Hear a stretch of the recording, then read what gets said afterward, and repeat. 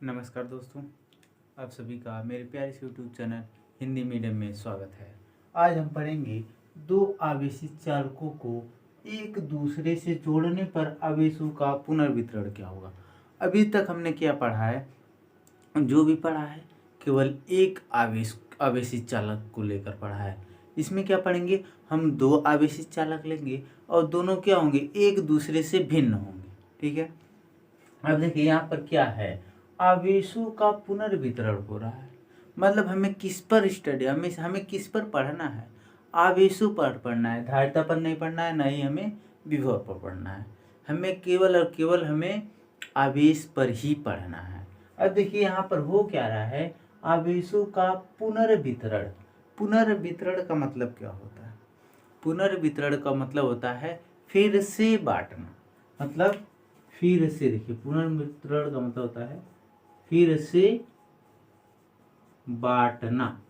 अब देखिए यहाँ पर क्या, फिर से बांटना, इसका मतलब है कि आवेश पहले से बटा हुआ है, आवेश पहले से बटा हुआ है, उसको हम फिर से बांटेंगे।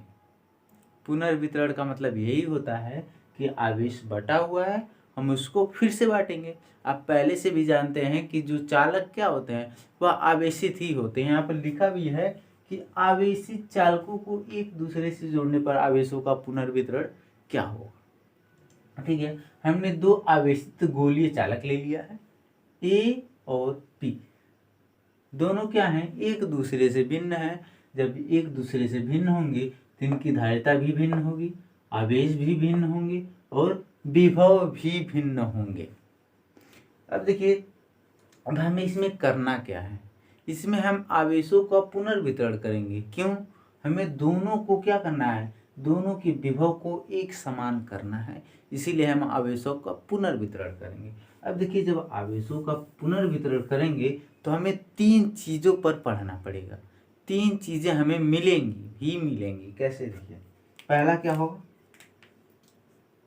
पहला आवेश और दूसरा इसका स्थानांतरित और तीसरा ऊर्जा का ह्रास। ह्रास मतलब होता है कमी। ठीक है, अब देखिए आवेश पहला, इसलिए आवेश का मतलब क्या है, अब आवेश स्थानांतरित होंगे वह किस पर निर्भर करते हैं, मतलब कैसा चालक हो कि वह एक स्थानांतरित हो जाए। ठीक है, दूसरा स्थानांतरित होंगे तो वह उसकी मात्रा कितनी होगी। स्थानांतरित होगा आवेश तो उसकी तो यह भी हमें पता होना चाहिए ना कि कितना आवेश स्थानांतरित हुआ है। अब देखिए ऊर्जा का, भाई ऊर्जा का नुकसान कैसे होगा इसमें, देखिए जब आवेश को हम एक चालक से दूसरे चालक में भेजेंगे, एक चालक से दूसरे चालक में भेजेंगे, पहले क्या है, चालक क्या है, स्थितिज ऊर्जा में है। कोई भी वस्तु अगर स्थितिज ऊर्जा में है तो वह स्थितिज ऊर्जा में ही रहने की कोशिश करेगी। वह गतिज ऊर्जा में कब आएगी, जब उस पे उस स्थितिज ऊर्जा से ज़्यादा बल लगाया जाए, तभी तो वह स्थितिज ऊर्जा में आएगी। वही चीज़ है, अगर इसकी ऊर्जा में, इसके हम क्या करें, स्थितिज ऊर्जा को हम गतिज ऊर्जा में बदल कर इसका स्थानांतरण कर दे रहे हैं, फिर वह स्थितिज ऊर्जा में आ जाएगी। लेकिन यहाँ से वहाँ तक जाने में कुछ तो ऊर्जा की कमी होगी, वही चीज़ यहाँ पर हमें पढ़ना है।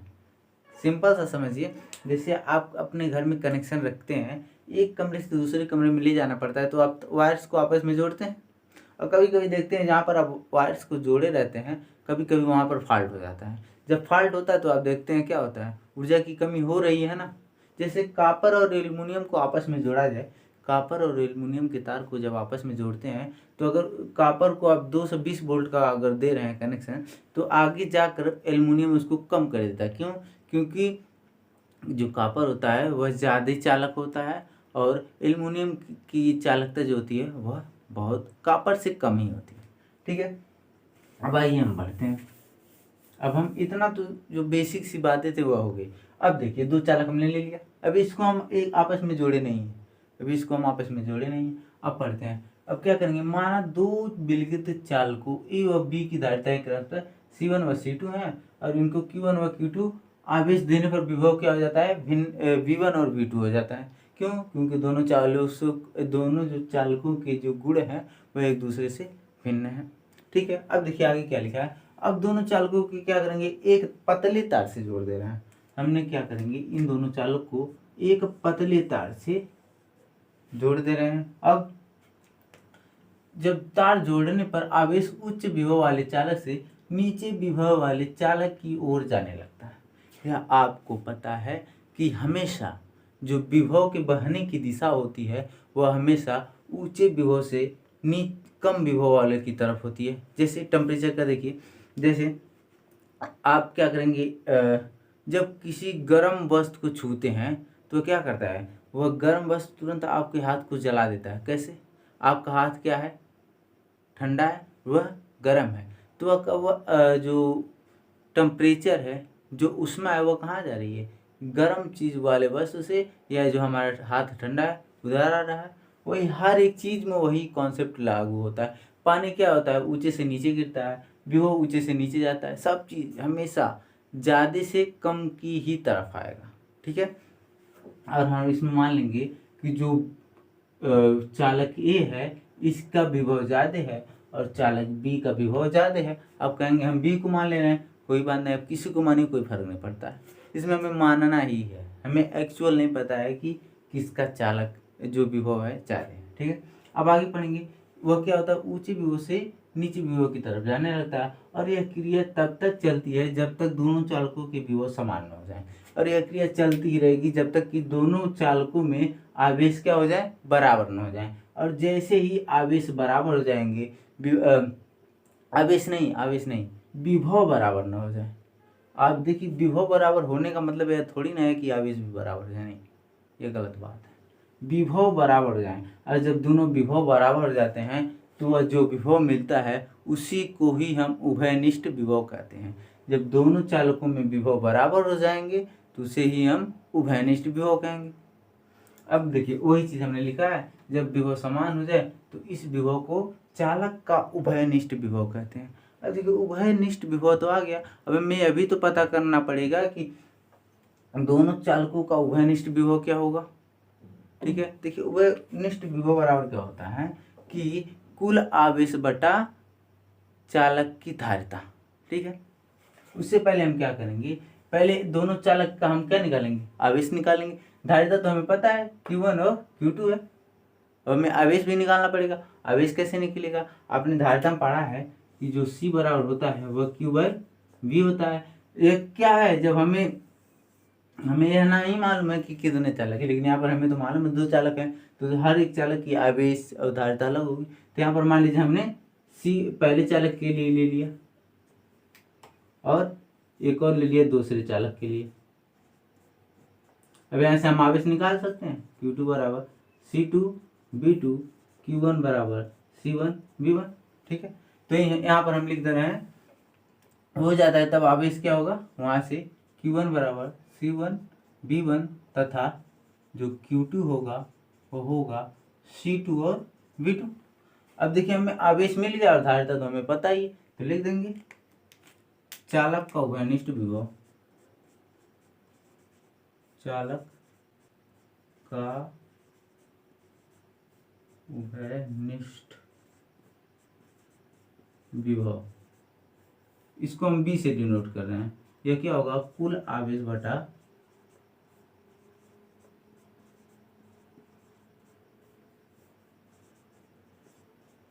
कुल धारिता। कुल आवेश कितना है, Q1 और Q2 है, लिख दे रहे हैं Q1 प्लस Q2, और कुल धारिता क्या है, C1 और C2, C1 प्लस C2, और Q1 की वैल्यू हमने निकाल रखा है क्या, C1V1 प्लस C2V2 अपान C1 प्लस C2, ये हमने निकाल दिया। यह तो हो गया उभयनिष्ठ विभव। अब हम जो हमने यहाँ पर तीन बातें लिखी थी। पहला, आवेश जो एक स्थान से दूसरे स्थान तक जाएगा वह किस पर निर्भर करेगा। अब देखिए एक बात हमेशा ध्यान रखिए, पुनर्वितरण में यह नहीं होगा कि लेन देन नहीं होता है, किसी एक ही को दिया जाता है, और वह किसको दिया जाता है, जिसका आवेश कम होता है। आवेशों के पुनर्वितरण में उसी को दिया जाता है जिसका आवेश कम होता है। ठीक है, तो अब हम निकालेंगे आवेश का वितरण किस पर निर्भर करता है। मान लेंगे कि अब जैसे हम इस तार को जोड़ दिए तो तार को जोड़ने पर ही आवेश का वितरण हो गया। अब जैसे ही आवेश का वितरण होगा तो जो इसमें आवेश होगा बदल जाएगा और इसमें भी जो आवेश होगा दोनों बदल जाएगा। तो यहाँ पर लिखेंगे अतः आवेशों के पुनर्वितरण के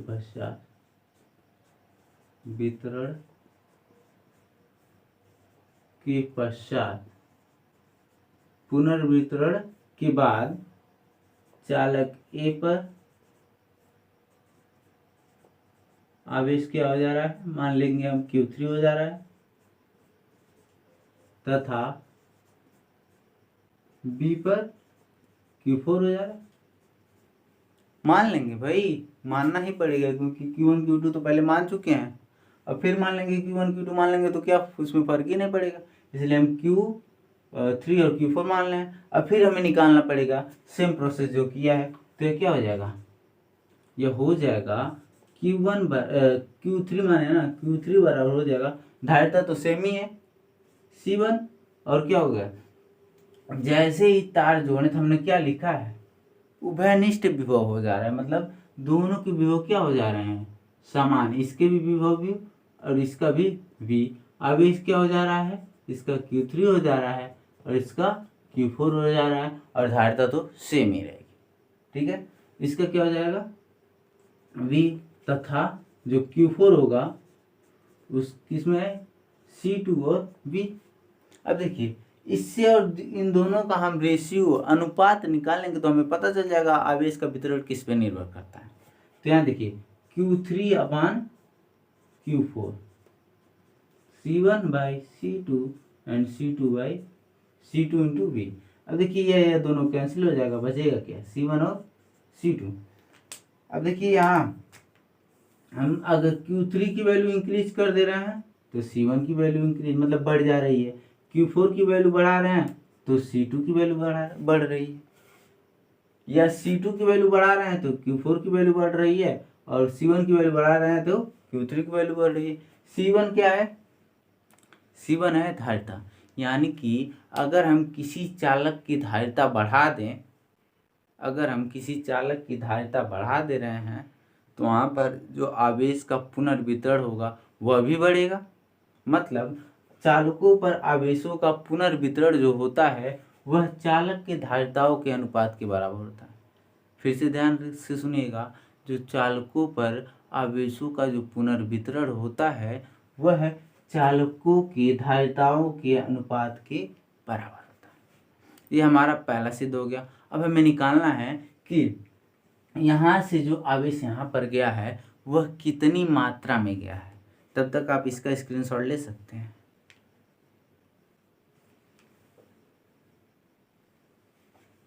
ठीक है, अब देखिए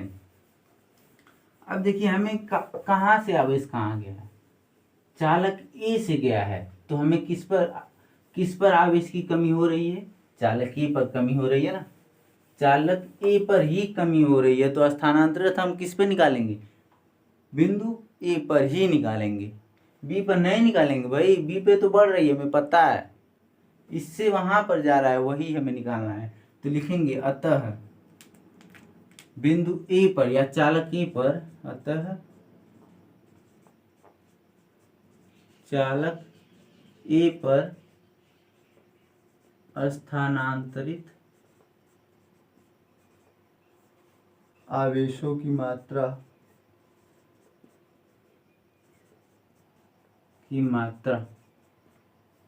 पहले इस पर आवेश कितना था, Q1 था, और जैसे ही स्थानांतरित शुरू हुआ, स्थानांतरण हो गया, पुनर्वितरण हो गया, आवेश क्या हो जा रहा है Q3, यानी कि बड़ा कौन है, ये है ना Q1, यानी कि Q1 में से हमें क्या घटाना है, Q3 घटाना है, Q1 में से Q3 घटाना है। देखिए Q1 में से Q3 माइनस करना। तो ध्यान से आप थोड़ा पीछे जाइए, आपको Q1 की वैल्यू हमें पता है यह है, Q3 की वैल्यू हमने क्या निकाला है, C1 इंटू V, यही तो निकाला है, यही तो निकाला है। ठीक है, वैल्यू रख देना।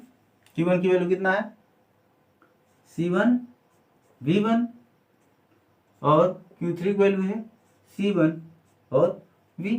फिर ध्यान दीजिए, V की वैल्यू हमने क्या निकाला है, सब एक दूसरे से रिलेट है। अगर आप इस वाले टॉपिक को समझ गए, समझ लिया आपका संधारित्र का जो चैप्टर है वो क्लियर हो गया। क्यों? क्योंकि इसमें पूरा संधारित्र का समाया हुआ है, जो विभव क्या होता है, विभवांतर क्या होता है, सब समाया हुआ है सब। ठीक है, देखिए यहाँ पर हमने V की वैल्यू क्या निकाला था, V की वैल्यू निकाला था C1 V1 C2 V2 अपान C1 और C2, यही तो निकाला था। बस यहाँ पर रख दें। यहाँ पर देखिए आप C1 को कॉमन ले सकते हैं, C1 को कॉमन लेंगे। ठीक है, अब देखिए B की तो वैल्यू यह थी, अब V1 की वैल्यू कैसे निकालेंगे, V किसमें था, B क्या है, उभयनिष्ठ विभव है, यानी कि हम दोनों को लेकर चल रहे हैं, लेकिन जो V1 है केवल हम एक चालक को ले रहे हैं। V1 का मतलब क्या है, V का मतलब क्या है, V का मतलब है V1 प्लस V2, लेकिन V का मतलब क्या है, केवल और केवल V1। जैसे देखिए यहाँ पर C को कॉमन ली, V1 क्या हो जाएगा, C1 V1, मतलब यहाँ पर तो V1 और V2 में चेंज होगा, लेकिन यहाँ पर V1 चेंज नहीं होगा। V1 प्लस धारिता केवल चेंज होगी, V1 अपान C1 प्लस C2, और यहाँ पर क्या हो जाएगा, C1 V1, इसके माइनस माइनस का गुणा हो जाएगा तो माइनस C2 V2 अपान C1 प्लस C2। देखिए यहाँ पर कंफ्यूज मत होइएगा, यहाँ पर विभव चेंज नहीं हो रहा है, लेकिन इसमें विभव चेंज हो रहा है, इसमें विभव चेंज हो रहा है, लेकिन इसमें विभव चेंज नहीं हो रहा है। ठीक है, अब इसको और आगे थोड़ा और छोटा करने की कोशिश करेंगे। अब इसका हम क्या करेंगे, एलसीएम लेंगे। तो देखिए दोनों का क्या है, सेम है, C1 प्लस C2 हो जाएगा, और क्या हो जाएगा C1 B1 C2 B1 minus C1 B1 minus C2 and V2। तो देखिए यहाँ पर क्या क्या कट रहा है, यहाँ पर क्या क्या कट रहा है, और यहाँ पर C बाहर है,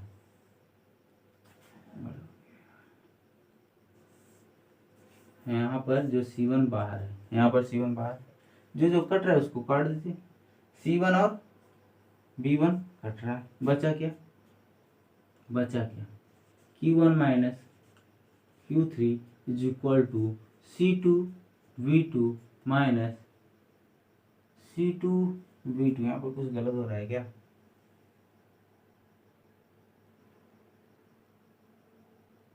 हाँ यहाँ पर V1 है ना, V1 और C2 V2 अपान C1 प्लस C2, ये हमारी जो वैल्यू निकल कर आई है, इसी से हम पता कर लेंगे कि टोटल चालक A से चालक B में कितना आवेश को भेजा गया है।